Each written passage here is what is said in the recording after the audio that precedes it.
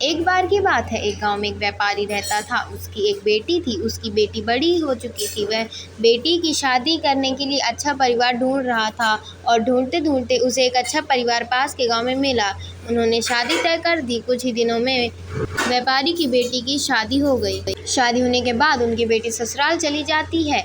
वह लोग अपने घर में खुशी से रहने लगते हैं। एक दिन वह कुएं में पानी के लिए जाती है और उसकी दो सहेलियां वहां मिल जाती हैं। तो वह पूछती है, शांति बाई, तुम्हारे पति का क्या नाम है? तो बताती है, मेरे पति का नाम बुद्धू राम है। तो वह हंसने लगती हैं और बोलती हैं, तुम्हारा नाम इतना अच्छा शांति बाई है और तुम्हारे पति का नाम बुद्धू राम, नाम क्यों नहीं बदलती हो? बदलने के लिए कह दो। शांति बाई बोली, मेरे पति तो बहुत अच्छे हैं, खेतों में काम करते हैं, अच्छे से रहते हैं, मुझे खुश रखते हैं।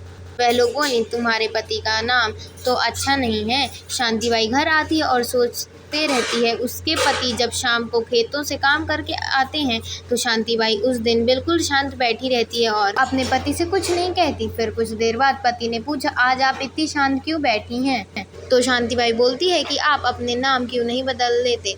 मुझे मेरी सहेलियां बोलती हैं आपके पति का नाम अच्छा नहीं है और हंसती हैं। तो उसके पति समझाते हैं कि नाम में कुछ नहीं होता, काम से होता है। फिर भी शांति बाई बोलती है कि आप अपना नाम बदल लीजिए और शांति बाई इसी तरह रोज बोलती थी। एक दिन शांति बाई के पति से बहुत झगड़ा होता है और गुस्सा होकर घर से भाग जाती है।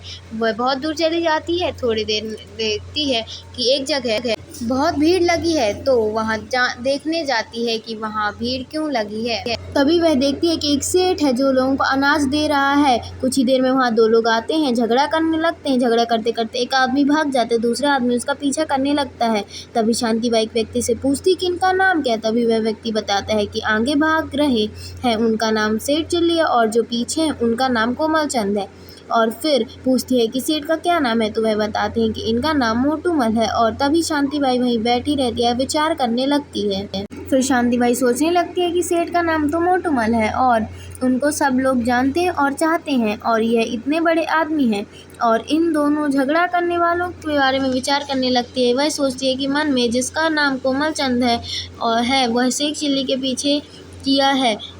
इसके नाम और इनके व्यवहार में बिल्कुल भी सामान्यता नहीं है। इसका मतलब नाम से कुछ नहीं होता है। वह अपने बारे में सोचती है कि मेरा नाम भी शांति बाई है, तो भी मैंने अपने पति से झगड़ा किया।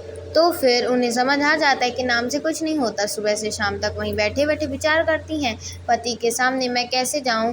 मैं उनकी समझाया नहीं माना। अब मुझे अच्छे से समझ आ गया है कि नाम से कुछ नहीं, काम से होता है, जो कि मेरे पति ने बताया। और वह अपने घर की ओर चल पड़ती हैं और अपने घर पहुंचती हैं।